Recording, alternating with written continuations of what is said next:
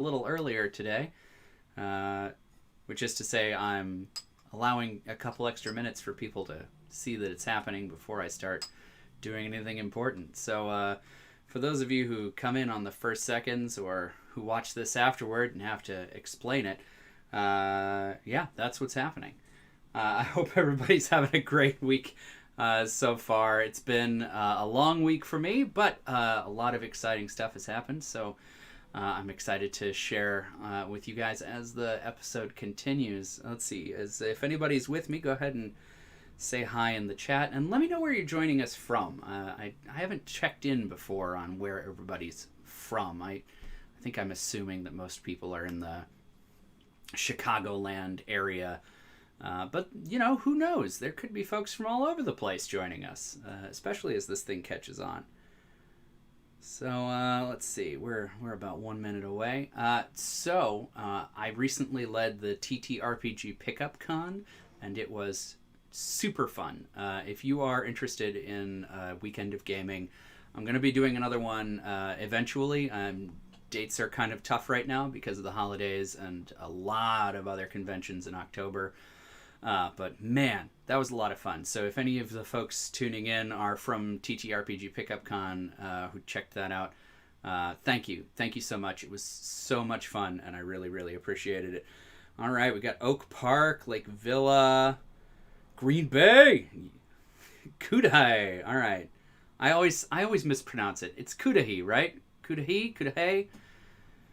You can't correct me, but in your house you're being like, dude, come on. All right. So, it is time. So welcome, adventurous drinkers, and welcome to my bar. I'm Ansel Birch, the Indecisionist, and I will be your dungeon barkeep today. Like most folks tending bar this side of the astral rift, I am no expert mixologist, but I am adventurous enough to try letting fate decide what I should make. I'll even drink it and tell you how it is. So what do you say? Great. I'm going to use a set of gaming dice to choose all of the ingredients for this drink, and I don't have a menu here, so I also asked some friends for names of drinks that I should have at my bar, and they delivered. I have 100 options right here for names, so that will be our first roll of the night. So I'm going to switch over to the B camera so that y'all can see the amazing dice going on as they roll. Get excited. Here's that ASMR dice noise that everybody loves, and all right, can you see both dice? Yeah, you can. All right, so 44 is our first roll of the evening, and 44 on my sheet is Dragonsbane. All right, Dragonsbane. That's promising. That one was submitted by Bridie Damish. Bridie Damish? I'm sorry, Bridie. I don't know how to pronounce your name. Please let me know in the comments. So this is gonna be Dragonsbane. I'm excited to see what goes into Dragonsbane because I feel like dragons can probably handle a fair amount of alcohol. And so to do that, the first thing we're gonna do is roll a d20. The d20 is gonna determine our base liquor. All right, so our base liquor, if you look at that, is 3. And liquors right here. 3 is spiced rum. This is promising. I love spiced rum. So this is gonna be a treat for me unless something horrific happens like it usually does. So with spiced rum on the plate, now we're gonna switch over to bar terms. The bar term is gonna be our D12 roll. All right, that's a 9. 9 is jigger. So a jigger, I actually don't have a jigger on hand. It's one of the things that I'm going to be adding to the bar as we go on. If you'd like to help towards that, you can buy me a drink on Ko-fi. But a jigger would be the device that you use instead of one of these shot glasses. And it's usually got 2 sides or multiple measures on the interior. And the jigger is for measuring out the spirit. These are 1-ounce shot glasses. I know they don't look it. They look huge. There's a lot of glass involved, which is nice because it means they don't tip over very easily. But a 1-ounce shot glass is kind of the standard measure. A 1 ounce is the standard. So I'm using these to sort of pass until such time as I get myself a proper jigger and a muddler and all of that stuff. So that's our bar term for today. Now we're going to move on to mixers. Now, mixers are a D8, so that's our next die up. All right, I got a 3 for mixers, which if you look at the sheet is lemon drop martini mix. All right, so rum and lemon drop martini mix. This is not impossible so far. I feel like that's downright acceptable. So let's continue on and see what we've got left. Next is a garnish with a D6. So we're gonna move on to garnish and a D6 in the tray. All right, that's a 4. Hot sauce. There it is, hot sauce. Now, I don't do anything by half measures, and it just so happens that the most extreme hot sauce that I have in my possession is called Reaper Squeezins. So Reaper Squeezins, which is exactly what it sounds like, made from Carolina Reapers with as much pulp and seed as they could manage, that's going to go in with our rum and lemon drop martini mix. Pray for me. I may get dragon's breath out of this Dragonsbane. All right, and our last roll. It does sound dangerous. That's right, Mindy. Mindy called it. All right, so last is a D4 for method. So I'm going to roll that D4, and then I'm going to switch over to camera B so that you can see the wonderful... I'll roll it on camera so that you can see it. So you've seen those 4 potential options. Here's the exciting final roll. That's a 4. I'm going to try and layer this. Okay, so this just became a shot, which may be to my benefit, honestly. Layering is going to be attempting to guess, in my case, the specific gravities of each of the liquids and pulps that I'm going to put into this beverage so that they will sit nicely on top of one another. This might be a hot mess, but I figure that's going to make it more entertaining for you. All right, so we're going to do a layered spiced rum, lemon drop martini, and hot sauce shooter.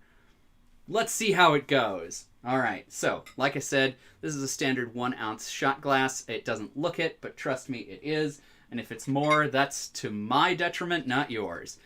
I have a feeling that the highest specific gravity of anything in this drink is going to be in the hot sauce, which to me tells me that that it has to go first. The downside to this is that it's going to absolutely get in everything.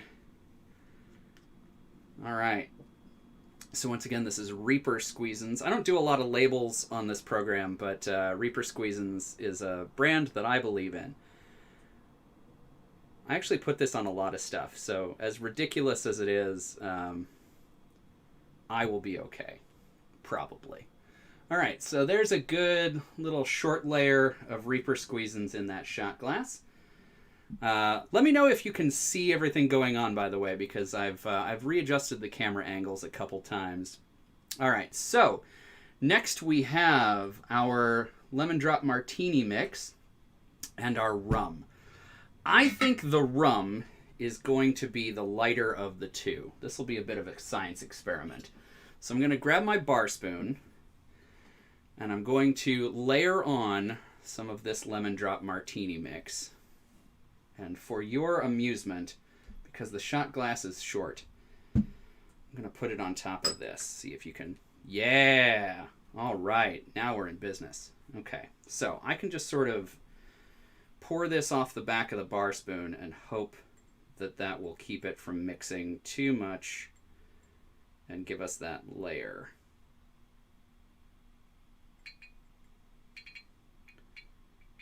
Oh, that was not successful. Okay. So we now have lemon drop martini mix with all sorts of sediment. Oh, no, it did. It stayed. It stayed for the most part. There were some floaties, but we're going to be okay. All right. Oh, then let's get rid of the B-roll camera. Thanks for calling that up, Mindy. All right, we're up to our last thing. This is going to be the spiced rum to go on top. And hopefully you can see I've left about half the glass.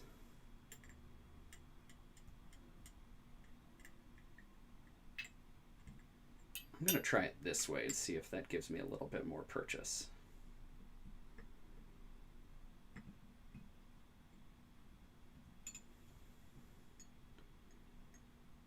Oh, it worked. Ha ha ha! I may not be a mixologist, but I can pour things. All right. So, there it is. Interestingly enough, some of the hot sauce is buoyant. So you're seeing that clear line between the lemon drop martini mix and the rum as the hot sauce is floating up to form a center between it. I would say show this to kids for science class, but I feel like that would be inappropriate. But there it is. This, dear friends, is Dragonsbane. Let's see how much of a mistake this is. Now, I should have done, while I was mixing up this drink, while you're looking at this drink, I actually have a bit of an announcement. I want to offer you guys an opportunity. Since I can't very well go on a bar crawl with you, I have arranged with the local wizard to make my bar into a portal, and you may actually see the fabric of reality, which is not by any means the fabric of a green screen, giving way behind me. It's getting thin, but you can send me a picture of your favorite bar, or maybe your home bar, because I would love to make it a part of my magical bar crawl. In order to use the photo in the spell, it can't have any people in it, and it should include both the bar top and all the stuff behind the bar. If you'd like to submit your bar photos, you can do that at my website at indecisionist.com/dungeonbarkeep, and I'll put a link in the description as well. So, with that little plug out of the way, you can see even more of the hot sauce has traveled up to the center of the shot. And I'm hearing some hell yeahs, so it seems like now is the time to make this happen. Here we go, everybody.